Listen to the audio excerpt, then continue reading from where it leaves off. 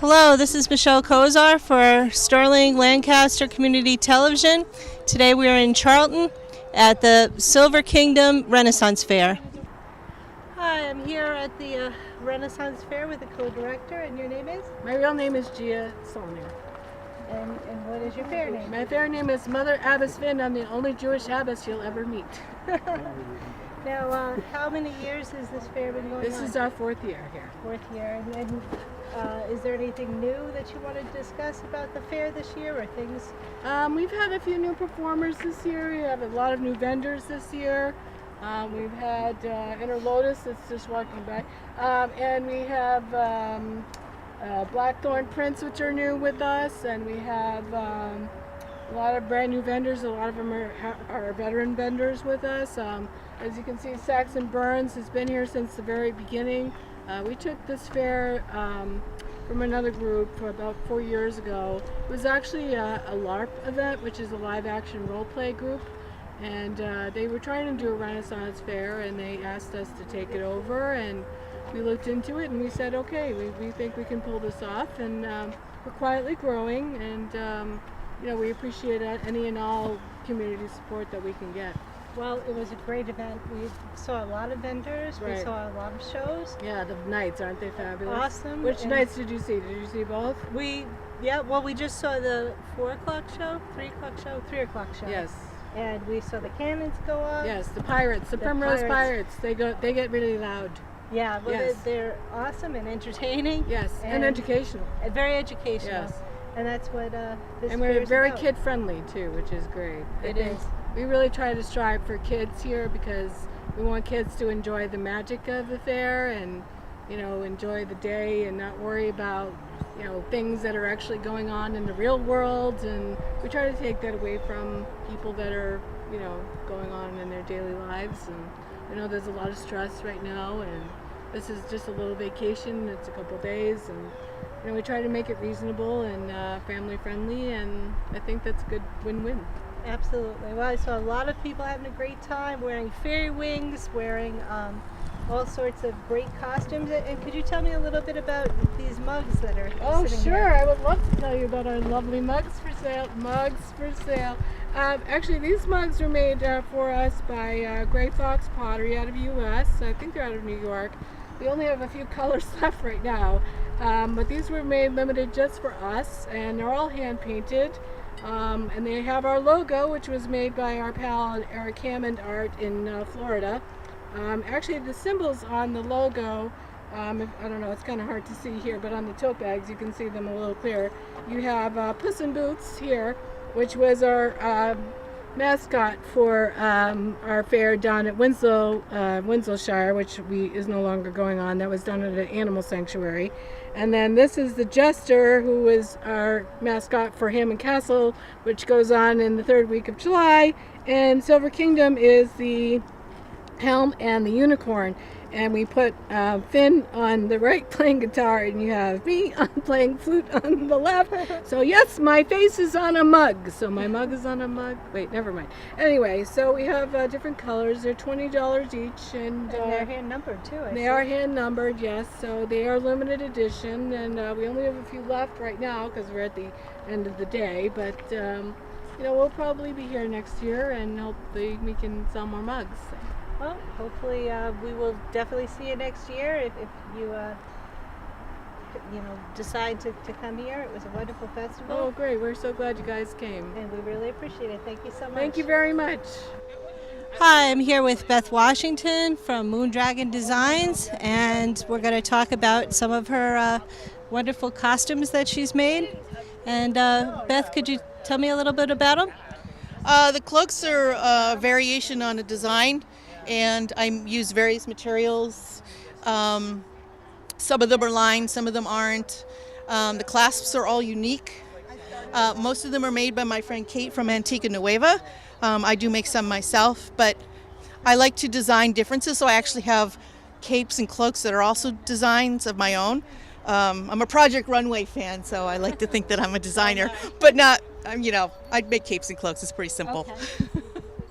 And what kind of material is this particular cape? That particular one is made of wool. It's actually a really soft wool. I was excited when I found it because it doesn't chafe on the skin. It's not itchy like a lot of wools are. But I use a lot of different materials. Wool isn't the only material I use. I see some beautiful brocades over here. Could you tell me a little bit about these fabrics? Believe it or not, this is upholstery fabric. A lot of cloaks and stuff are made with heavier fabrics, not the fashion fabrics of today. So you can often use drapery fabric, you can use upholstery fabric. As long as it's soft and flows a little bit, they're actually quite warm, they're easy to work with, and they make great cloaks. And what do you think draws people to Renaissance fairs? What kind of cloaks are people looking for? To be honest, I'm not really sure. People always looking for something different. Some people are looking for warmth and protection. Other people are looking to enhance a costume. And most people who come to Renaissance fairs are coming here for the fantasy of it all. You know, here we are living in the age of the 12th century with jousters and knights, and it's all very romantic. Unfortunately, they don't understand the reality of what actually happened back then, but it's all very romantic, and people are just playing True. the part. And how long does it take to make an average cloak? To be honest, I've never made one at a time. I usually make 8 or 9 or 10 at a time. I'll cut them all out, and I go upstairs, and I sew for weeks. Wow. So probably, if I had to do it end to end, probably about 4 hours, I'm guessing.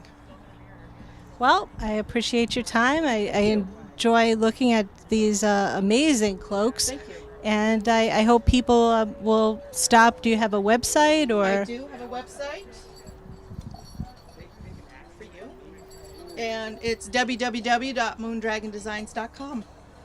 Very good. So check out her website and check out her beautiful wares. Thank you very much. Thank you. It was nice to meet you. Very nice to meet you. Hi, this is Michelle again, and I am in this beautiful shop with Laura. Laura. And Laura has a cute little child down here. Does he want to get in the shot? He's not camera shy. And what is your name, sir? Do you know it? Killian. Killian. Okay, well, Killian's not very shy, but I thought we'd talk about some of your wares and what draws people to your tent. Oh, we have a lot of kids-oriented stuff, fairies. We have the masks and the wings and the crowns. Those are big sellers, and the little tutus. Okay, why don't we walk over and check out what you have here. Okay, so you were talking about wings and crowns and masks and stuff. What type of people are buying this? Little girls, little girls, and there's a little boy that bought a really nice pair of pink wings this morning because pink's his favorite color. So, and adults as well. We see a lot of adults liking the crowns. Very nice, very nice, and the colors are beautiful. And do you hand make all of these? Yes. Yep. And what draws you to choosing some of the items that you put on the wings? Well, peacocks are my favorite, so I obviously do a lot of that, but it's really just I try to stick with all sorts of different color palettes so anybody can come in and find something they like. Great. You like the blue ones? Well, he's definitely all dressed in the color of his choice. Well, I truly appreciate it, and I hope people come down and check out the festival, and I enjoyed talking to you. Thank you so much. Hi, I'm here right now with Jessica from Mystical Inspirations, and she's going to talk about some of her beautiful headdresses. Hi, thanks for coming today. I've been making these for about 3 years. I started at a Ren Fair. I fell in love. Great people here, always fun to do, and I do all sorts of different crystals. I have quartz on these ones. These ones are moonstone. Here we have some beautiful amethyst with quartz mixed with wire. I like colorful things and pretty shiny things. And how long does one of these usually take you to make?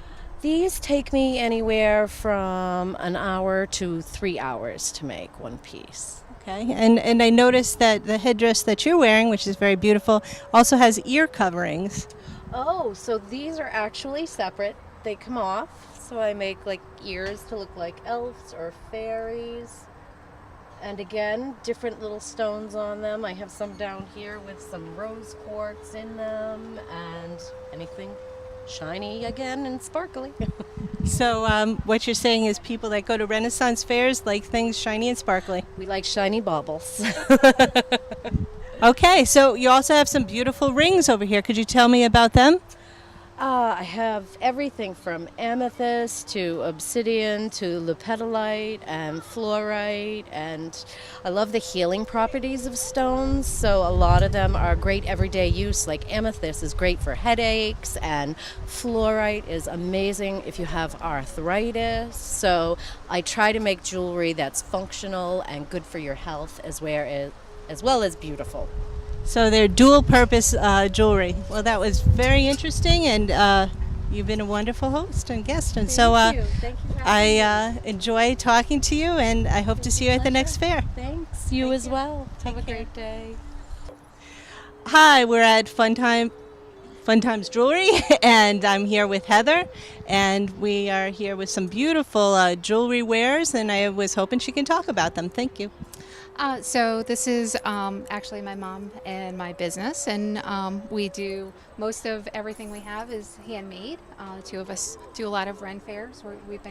We do a couple of Ren fairs in the location and regular fairs. Okay. And what do people look for at Renaissance fairs that might be different than going to other craft fairs or local festivals? More period type jewelry. Dragons are a big hit. Just more of the Renaissance type style. And what type of materials do most Renaissance jewelry? What are they made of? A lot of it is like precious stones or wood beads, various different types of beads, but natural type beads. So things that would have actually been hand carved or hand forged in the Renaissance time. Mm-hmm. Yes.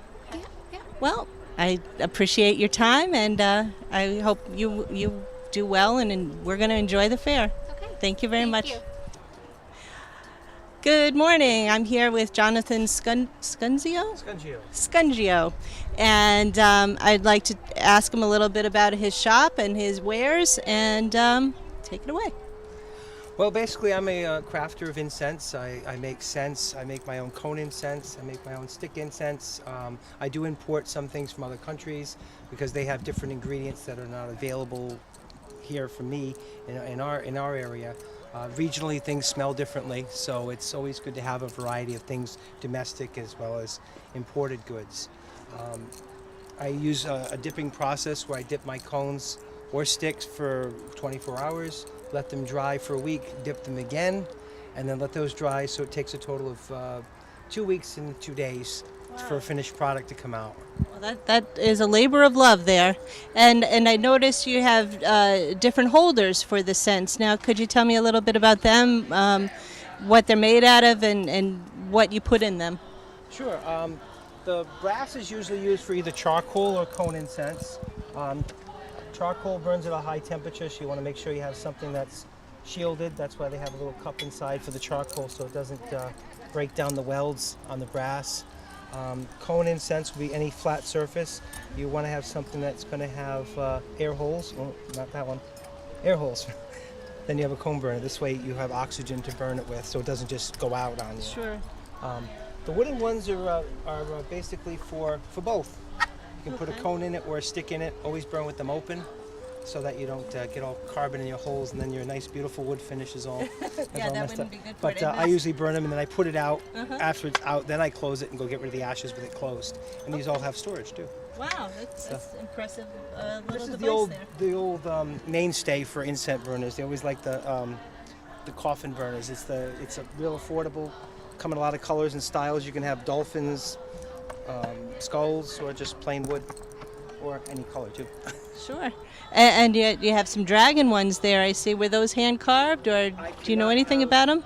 Can't have a Renaissance fair without dragons. Of course. No, I purchased those. Okay. I'm not that skilled.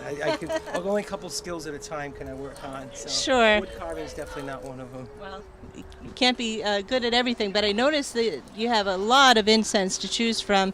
And why do people buy incense generally? I mean, what draws them to your tent? People buy them for different reasons. Sometimes they'll buy them to relax. Some people actually use them for aromatherapy. Certain scents invoke different feelings in a person, where they feel as though something like lavender will relax you, something like dragon's blood will empower you, or some people just like the way it smells. Okay. So a little bit of everything. Well, that's wonderful, and I really appreciate your time, and I will enjoy the fair, and I hope other people come next year and enjoy it too. Thank you very much, Jonathan. Thank you. Take care. Hi, I'm here in this beautiful tent, and I'm with... Larry Anderson, And Larry, what is your business called? Stillwater Flute, Standing Bear Drums, and Windsong Herbal. And my partner up front is Michael Longrider of Longrider Flutes.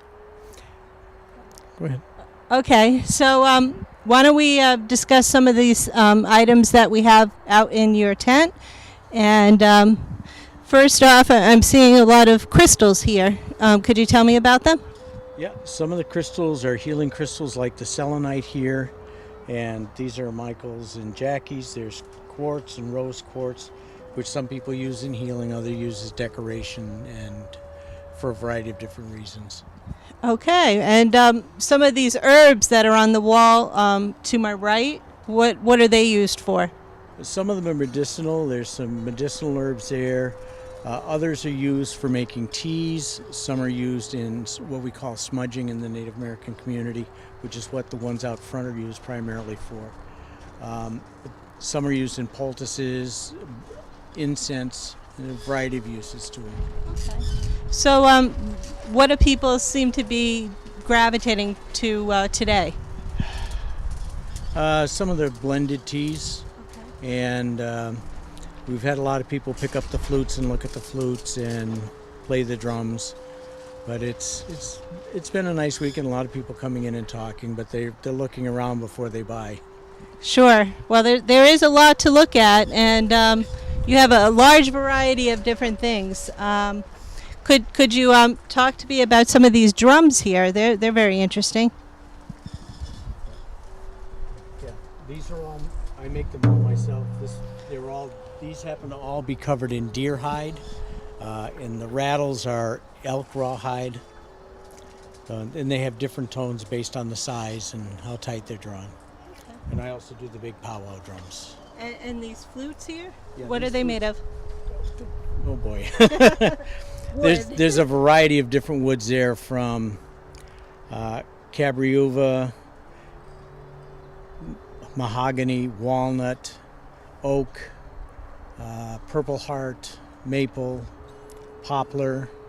There's just a variety of different woods. And Michael also is a flute maker and instrument maker. I appreciate your time. You want to give me a name of your website so people can purchase some of these things? I don't have a website. I have a Facebook page, which is Stillwater Flute, Standing Bear Drums, and Song Herbal. Mike, do you? Michael? My website is Spirit Wind Records out of Pulaski, New York. That's my record company. Pulaski, New York. Okay, so please stop down to either Renaissance fairs. I'm sure you go to quite a few of them. We do powwows too. Powwows, and check out this wonderful music and the items that they sell. Thank you very much. Thank you. Thank you, Michael. Hi, we're in Just in Time Boots, and I'm here with Larry, who also goes by the name of Just in Time, which makes an awful lot of sense. And I was hoping you could describe some of these gorgeous boots that you have, and how they're made, and why people buy boots and stuff like that. Absolutely, I'd be happy to. Well, all our boots are all leather construction, and they all have oil-resistant, non-skid hiking boot soles. They're perfect, purpose-built for Renaissance fair wear, and pretty much anything you might be into, just like our banner suggests. But the reason we are so popular, footwear is the hardest thing to find and the most important. Unlike other theme parks, we encourage people to dress up here at medieval and Renaissance fairs, where you get to immerse yourself in the fantasy. That's kind of the best way to enjoy it. We like people to jump into the deep end of the pool. Don't just buy a little at a time. Go right in and dress up. You'll enjoy yourself so much more that way. It totally makes sense, and I feel almost naked, not dressed up in Renaissance clothing. Almost. I feel cheated. Now, tell me, how should people take care of these boots? Is it like Sure. regular footwear? Or? Well, they're leather boots, so common sense applies. When they get dirty, wipe them off. They're leather, condition them occasionally if you know you're going to go out in inclement weather. So there are many waterproofing sprays that you can use. But I mean, basic care, nothing required. They're very durable. You just can't be an idiot. Okay, well, there you go. I've found out about leather boots. Don't be an idiot about it, and come here and buy some great footwear, which will last a lifetime. They absolutely can. When you buy quality, you only have to buy it once. Thank you very much. www.justintimeboots.com. There you go. Well, thank you so much. You're welcome. Thank you so much. Take care. Take care. Hi, we're in the tent of the Primrose Pirates, and I'm going to be talking to Tazzy. Yes, ma'am. And Tazzy, what is your official title? I'm the captain of the ship. Captain of the ship. And could you tell me a little bit about what we're going to be seeing in a few minutes? Yes, ma'am. We actually do a demonstration of flintlock firearms and weapons used in the time of piracy, and we also shoot off the 2 cannons that are in the field. And are these simulated cannons, or these are real cannons? They're all use black powder. Everything is measured and pre-done before we do our show, so we just have to empty the cartridge in. I'm actually certified for black powder in 30 some odd states now. So I guess you just can't run off cannons in your household. No, ma'am. No, actually it started in New Hampshire because we thought that it was the live free or die state. You could just go and shoot your guns. If you're at home in your backyard, that's one thing. But once we put up a line and have an audience, I have to be certified for the black powder. Okay, and could you we'll go over here, and could you explain some of these wonderful firearms to me? Sure. This is a wheel lock. It actually has a piece of iron pyrite that sits against the wheel. We have a spanner, which is a fancy English name for wrench, and it gets turned. When you depress the trigger, it makes the wheel spin, makes a spark in the iron pyrite, and sets off the charge in the firearm. And what kind of ammunition does that use? These are all cap and ball, so they would have used black powder and a lead ball to fire with. Okay, and would do some pretty serious damage to somebody. Would. Yes, ma'am. Yes, they would. Anything else you want to show me? What do we got? Michelle, what's this one? This is a horse pistol. It had a clip on it, so it could be clipped into the saddle of the horse. It has a longer barrel, so you could actually rest it on your arm and fire. These are all smoothbore firearms. Today's rifles are made with landing grooves inside, so that bullet flies straight. These are nice and smooth, so when the bullet comes out, it's kind of helter-skelter on where it actually ends up. So you'd have to be a pretty good marksman in order to fire these weapons. True, but like my husband says, war wasn't a one-person sport. We'd have several people lined up, and when you fire several guns, you got a better chance of hitting more people. Okay. Yeah. Well, that makes sense. Okay, well, I really appreciate your time, and I'm looking forward to watching your show. Very good. Come and see us. Take care. Thank you, honey. Hi, this is Dahlia from the Mother's Healing Touch, and we're talking to her today at the Renaissance Fair. Hi, Dahlia. Hi, how are you? Good, thanks. First off, why don't we talk about what we have displayed over here, and what does it do, and how will it help people? So I am a natural-born medium and healer, and kind of your old-style traditional apothecary. So when you think back to the old period times, people would seek out remedies or healing pouches or mojos, and so that's what I do. I take herbs and stones, and between that and the rhythm of the earth, I try to make mixtures to help people, whether they're seeking prosperity, healing, if they have ailments like headaches, aches and bones, and I make those blends custom to each individual, and I bless them, and hopefully that will help them out. Well, that's very interesting, and I see you have a stone mortar and pestle, so you take these different herbs and mix them together and put them in a pouch, and should the people wear them, or? It all depends on what their ailment is. For someone that may have headaches, if the fragrance isn't bothersome, ideally they would put it in their pillowcase, and that way they can smell it while sleeping and it will heal them. If the smell is strong, then they can hang it up or put it on a nightstand, but it needs to be near the head because that's the area of the body that's ailing. So if it's something like your hip or your area, your pelvis, you might carry it in your pants pocket or in a pouch. So you want to try to keep it close to you into the target area so that you can receive those energies and healings as appropriate. Very interesting. And could you tell me a little bit about these beautiful stones that you have here? What do they do, and how would they help people?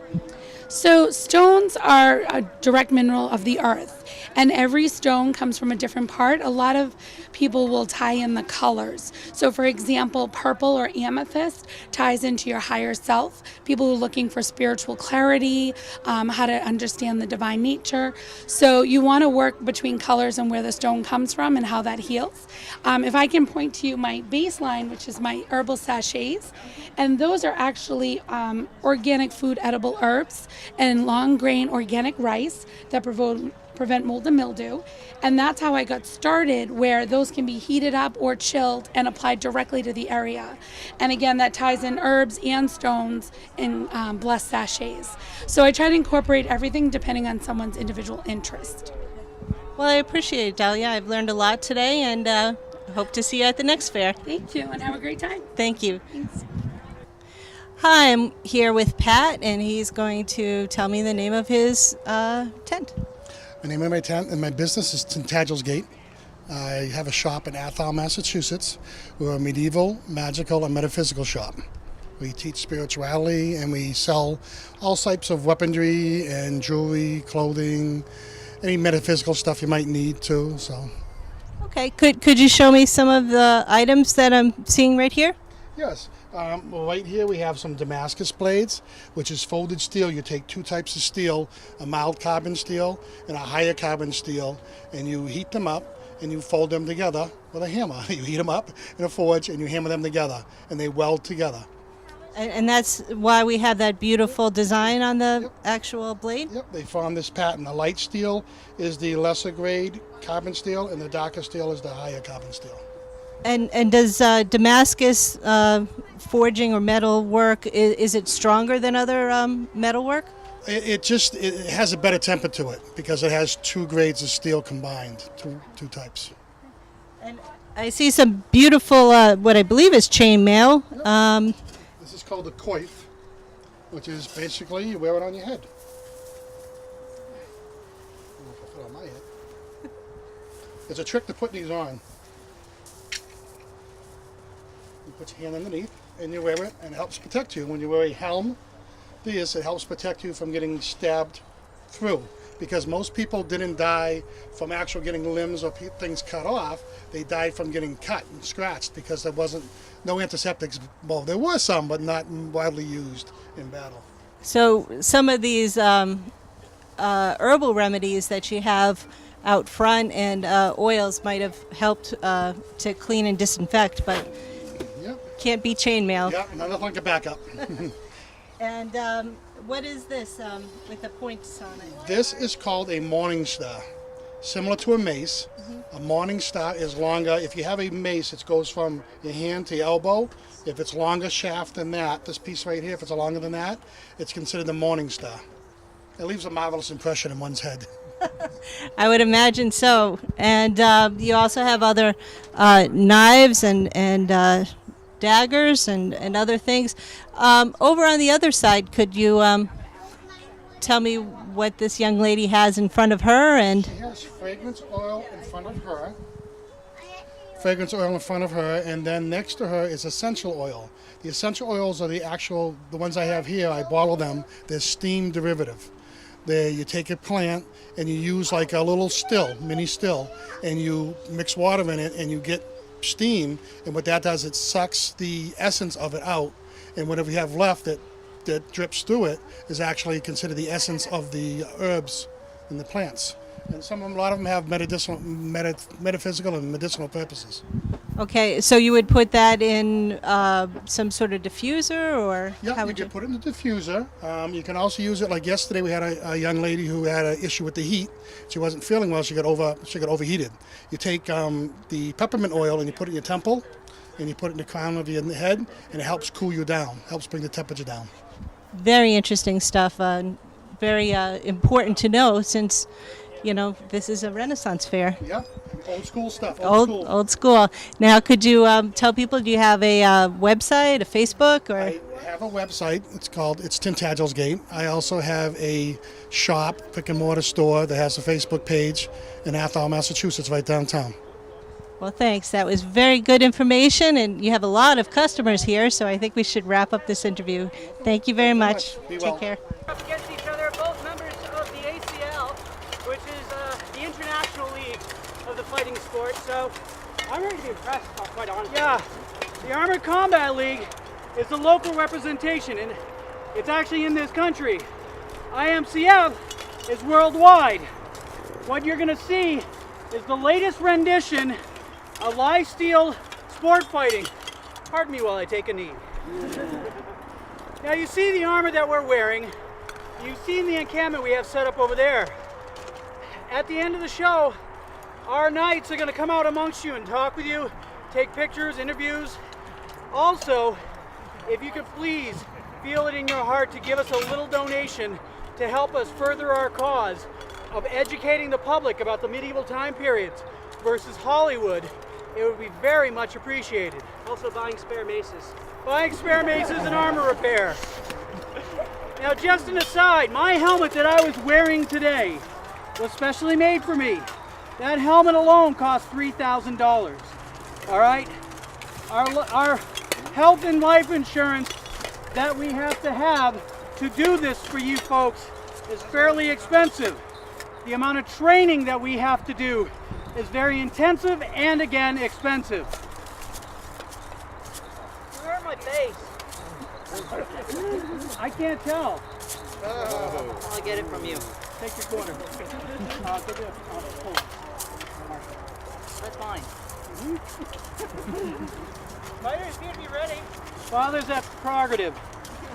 Gentlemen, are you ready? We have longsword against katana. European knight versus Asian knight. Salute. Fight. Woo! Yeah, go, go. Yeah! Kick him in the jimmy!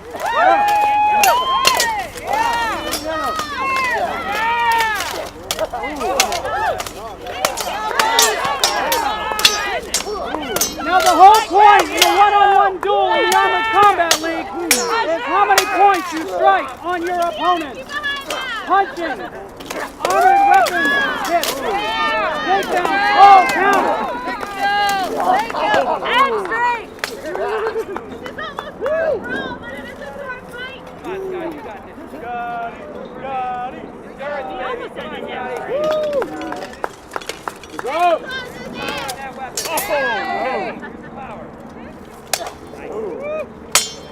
Nice. Yeah. Oh! Woo! Let's hear it for the fighters! Again, these gentlemen have trained long and hard. We recommend, actually no, we will tell you, please do not try this at home. The doctors at the ER will look at you funny with the type of injuries we get. I will tell you from personal experience. All right, that pretty much wraps up our show. Given the heat, it is really toiling on us. We'll be coming out amongst you folks. Helmets, everyone's got, okay. Step over the rope, gentlemen. Hi, we're at the tent of the Brotherhood of the Arrow and Sword. and we just saw some wonderful jousting. No, not jousting. Live steel combat, foot combat. Thank you very much. It was an amazing show, and I would like you to talk to me a little bit about it. Sure. My name is Sir Brian. I'm one of the founding members of the Brotherhood of the Arrow and Sword. We do educational medieval reenactment where we do presentations for schools, libraries, any place that will bring us in an educational aspect, such as Ren fairs. We also practice historical European martial arts, which was what we just finished doing out in the fight ring, where we practice the fighting styles of medieval Europe, along with Asian styles, because we have an Asian martial artist in our group as well. Okay. Could you tell me a little bit about your armor, and is that your coat of arms? Yep, this is my suit is a Milanese suit made in Milan, Italy, or the style was created in Milan, Italy back in the 1400s. This suit is indicative of 1460. My coat of arms, yes, this is my family's actual coat of arms. 2 snow leopards on a red and blue field. My tent is covered with it. And everything. And what nationality would that be? I'm English. Even though I don't have the accent, I got rid of that silly accent when I moved over here. Now, where do you come from now? I'm based in southern Maine. Most of the group is based in southern New Hampshire or southern Maine and Massachusetts. We have members, presenters throughout the central New England area. And how many of these festivals do you do a year? We do probably maybe 12 a year. We're in just about every single Renaissance fair in New England, with the exception of 2 major ones. We try to do all the family-oriented Renaissance festivals, basically because they really want the educational quotient. And I'm sure you get asked this a lot. How much does your armor weigh? Right now, you're seeing me wear about 80 pounds worth of mild and stainless steel. I also have some spring steel in this kit as well. That's not counting the 12 pounds that my helmet weighs. And how long does it take to clean and prepare it and get into it? It takes me about maybe 30 minutes to get into it. Some of the kits take longer because there's more to them. Some of them take less because there's less to them. I am constantly repairing this armor and cleaning it. Before we store it, we have to properly oil the armor, and when we take it out, there's always some surface rust, pitting, so we have to take care of that. We're always damaging the armor given the violent nature of the sport. So we're constantly repairing it, doing riveting, replacing pieces, buying new pieces, or making new pieces for the armor. And how much would this kit cost to make nowadays? My replacement kit is probably going to be on the order of $8,000. My helmet alone cost me $3,000. Wow. Yeah. Well, that's a big chunk of change. Right, but think about it. The armor that makes this armor is making it specifically to my body shape, my body weight. They have to take a cast or a mold of the body piece, and they make it to that mold. Or if they're local, I visit their shop and they make it, which is the way they would have done it back then. They make the armor so that it fits completely to your body. So if I knew how to, I could do a cartwheel in this. I don't do that because I don't want to visit the ER. So you wouldn't eat too many meat pies because obviously your armor wouldn't fit eventually. Technically, the armor, the way they make it and how tight it fits, you could not gain or lose anywhere in a spectrum of 15 pounds, one way or the other, because it's so well made to you. Now, I had been to the Worcester Armory, which is now defunct, right. And I saw some dog armor and horse armor. Mm-hmm. Was that common back in medieval times? Horse armor, yes. Dog armor, not so much. The dog armor that the Higgins Armory Museum had was parade armor, or just for someone to have around the court. Okay. Yeah. The horse armor you would have had for jousting or out on the battlefield. They would have had mail, or just certain parts of the horse were armored up. Wow. Well, I think we learned a lot today. I've learned an awful lot about the different types of military weaponry and how you use it, and I appreciate your time. You're welcome. Thank you so much. If you're interested, we have a very educational-based fan page on Facebook, for which I'll give you some information to take with you. Well, why don't you say it right now, and everybody could... Again, we are the Brotherhood of the Arrow and Sword. You can find us on Facebook and Instagram. My Sir Brian DeCatton page is also my fan page, and we also have Lady Evelyn Gwendare is on Facebook as well. And there are links from the Brotherhood fan page to those fan pages as well. Well, wonderful, and I appreciate your time. Thank you so much. You're welcome. Thank you.